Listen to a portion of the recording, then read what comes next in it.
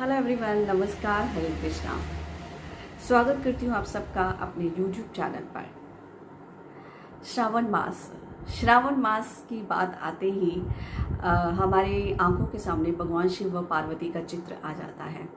Hindu calendar के मुताबिक ये 25 जुलाई को श्रावण मास शुरू होने जा रहा है।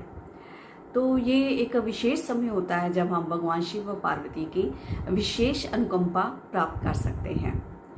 तो इस महीने में जो कई लड़के लड़कियां हैं जिनकी शादी नहीं हो रही, तो उनकी विवाह में अड़चने आ रही हैं, बाधाएं आ रही हैं, उनके लिए मैं ये विशेष उपाय जो है शेयर करने जा रही हूँ, जिनको करने से, जिनको अपनाने से ये अपने जो रास्ते में विवाह के लिए जो अड़चने आ रही हैं, जो मुश्किलें आ रही हैं, उनसे अंत पा सकते हैं। तो श्रावण मास जो होता है, इसमें जल की अधिकता होती है। अगर मैं बात करूं तो शादी में विलंब क्यों होता है, तो इसके कई कारण हो जाते हैं। हमारी जन्म कुंडली में कई प्रकार के दोष हो सकते हैं, जैसे मांगलिक दोष, और जैसे चंद्र की स्थिति, और गुरु का कमज़ोर होना, शुक्र का बलहीन होना, और भी कई कारण हो सकते हैं जिसके कारण शादी में विलंब होता है। तो अगर हम 5 तत्वों की बात करें तो जो है, अगर अग्नि तत्व और जल तत्व की अधिकता हो तो भी शादी में अड़चने आती हैं, शादी में विलंब होता है। तो श्रावण मास है जो वो जल तत्व का महीना है, पानी की इसमें अधिकता पाई जाती है। तो जब हम ऐसे जो उपाय हैं ये श्रावण मास में क्यों किए जाते हैं, ये प्रश्न उठता है। तो श्रावण मास, जैसे मैंने बताया है आपको कि जल की अधिकता होने के कारण इस मास में ये उपाय किए जाते हैं, और भगवान शिव की और माँ पार्वती की जो है कृपा पाई जाती है, जिससे रास्ते में आने वाली सभी अड़चनों व बाधाओं का अंत हो जाता है। तो बात करते हैं, जो दाम्पत्य जीवन होता है हमारा, वो हमारा जल तत्व पर निर्भर होता है। तो इसीलिए ये जो है उपाय खास सावन के मास में किए जाते हैं। तो मैं ये कुछ उपाय आपके साथ शेयर करने जा रही हूँ, आप वीडियो के अंत तक बने रहिए। और अगर आप मेरे चैनल पर नए हैं तो please like and subscribe it and hit the bell icon, ताकि आने वाली जो नेक्स्ट वीडियोस की नोटिफिकेशन है वो आपको मिल सके। चलिए पहले उपाय की बात करती है कि हमें सावन के महीने में ऐसा कौन सा पहला उपाय है जो ये करना चाहिए, जिससे हम आने वाली मुश्किलें व बाधाओं से अंत पा सके। तो सबसे पहला उपाय ये है कि आपको जो है वो लेना है, दूध लेना है और केसर लेना है, दोनों को मिक्स करना है। और दूध व केसर को मिक्स करके भगवान जो शिव का है, वो शिवलिंग का वो जलाभिषेक करना है। तो इसे आप सोमवार से शुरू करें। सोमवार से आप संकल्प ले इसको करने का। अगर किसी की मंगनी टूट रही है या कोई बात आपकी सिरे ही नहीं चढ़ती, बात चलती तो है मगर किसी एंड पर नहीं पहुंचती है, तो या मंगनी होकर टूट गई है, बात होकर टूट गई है, या इसको मैरिड कपल्स भी कर सकते हैं जिनका दाम्पत्य जीवन सुखमय नहीं चल रहा है, दाम्पत्य जीवन में बाधाएं आ रही हैं, वो भी इस उपाय को कर सकते हैं। आपको पानी व जो है दूध व केसर को मिक्स करके इसका अभिषेक करना है, और इसको आपको सोमवार से स्टार्ट करना है।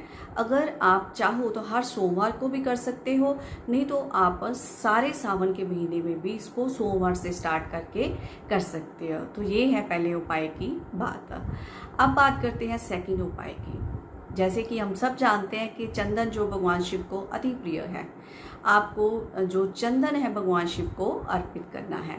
तो इसे आप सोमवार को करें, या आप इसको 11 या 21 दिन रेगुलर करें। इसको चंदन भगवान शिव को अर्पित करना है 11 दिन या 21 दिन, या आप सोमवार के सोमवार भी कर सकते हो, या सोमवार से स्टार्ट करके आप 11 या 21 दिनों के लिए कर सकते हो। अब बात करते हैं तीसरे उपाय की। जैसे कि इत्र व सुगंधित चीज़ें शिवलिंग पर नहीं चढ़ाई जाती हैं, परंतु दाम्पत्य सुख को पाने के लिए आप भोलेनाथ को इत्र अर्पित कर सकते हैं। आप भोलेनाथ को इत्र अर्पित करिए अपने दाम्पत्य जीवन में जो है खुशी पाने के लिए। इसे आप जो है 9 दिन रेगुलर करें। तो 9 दिन जब आप रेगुलर करेंगे, इसको गर्ल्स करें तो ज़्यादा फलदायी होगा, विशेष फल मिलेंगे। तो इसमें एक बात का ख्याल रखना है, जब आपको ये उपाय करना है, आपको पीले वस्त्र धारण करके ये उपाय करना है। जब मंदिर जाकर ये उपाय करना है, शिवलिंग पर आपको इत्र अर्पित करना है। आप कॉटन पे थोड़ा सा इत्र लगाना है और भगवान शिव के आगे अर्पित कर देना है। पीले वस्त्र धारण करने हैं और बाद में जल अभिषेक कर देना है। तो लड़कियों के लिए ये जो उपाय है विशेष फलदायी है। तो अब आगे बात करते हैं अगले उपाय की। तो अगले उपाय की बात करते हैं।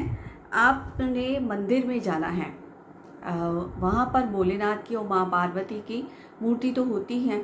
आपको एक फूलों की माला भोलेनाथ को और माँ पार्वती को इकट्ठे संयुक्त रूप से आपको चढ़ानी है और साथ में मंत्र का जाप करना है, ओम गौरी शंकराय नमः।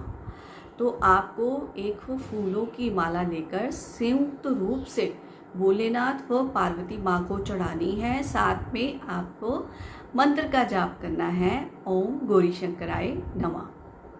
अब एक मैं महा उपाय शेयर करने जा रही हूँ। ये एक बड़ा ही कारगर उपाय है, जिसे कोई भी लड़का या लड़की जिसकी शादी में अड़चन आ रही है वो इस उपाय को करे तो इसके बेहतर परिणाम आपको मिलेंगे। आपको बिलपत्र लेने हैं 108 और हर बिलपत्र के ऊपर चंदन के साथ, वाइट चंदन के साथ आपको राम लिखना है। और जब इन पत्रों पे आप जब राम लिख लेंगे, एक बात का ध्यान रखना है, जो बेल पत्तर है वो कटे फटे नहीं होने चाहिए, साफ सुथरे होने चाहिए और चमकते होने चाहिए। तो आप जब आपने राम राम लिख लिया तो 108 बेल पत्रों को थाली में सजाकर आपको मंदिर जाना है और वहाँ पर एक एक पत्र जो है वो आपको शिवलिंग के आगे चढ़ाना है और साथ में ओम नमः शिवाय का जाप करते जाना है। तो इसको आप जो है सावन के महीने में, पूरे सावन के महीने में भी कर सकते हैं और सावन के महीने में पड़ने वाले हर सोमवार भी कर सकते हैं। तो ये एक जो है कारागर उपाय है और एक महा उपाय है, जिसको करने से विवाह व शादी में आने वाली सभी प्रकार की अड़चनें व बाधाएं दूर हो जाएगी, उनका अंत हो जाएगा और भोलेनाथ की विशेष कृपा, विशेष अनुकंपा और माँ पार्वती की विशेष कृपा आपको प्राप्त होगी। तो ये जो मैंने उपाय आपके साथ शेयर किए हैं, इसको आप सोमवार के सोमवार बाद में भी रेगुलर रख सकते हो, सावन के महीने के बाद भी। तो आपको शर्त क्या ही इनके रिजल्ट्स मिलेंगे, पॉजिटिव रिजल्ट्स आपको मिलेंगे। आपने पूर्ण श्रद्धा व विश्वास के साथ करने हैं, क्योंकि श्रद्धा व विश्वास की बहुत ज़रूरत है।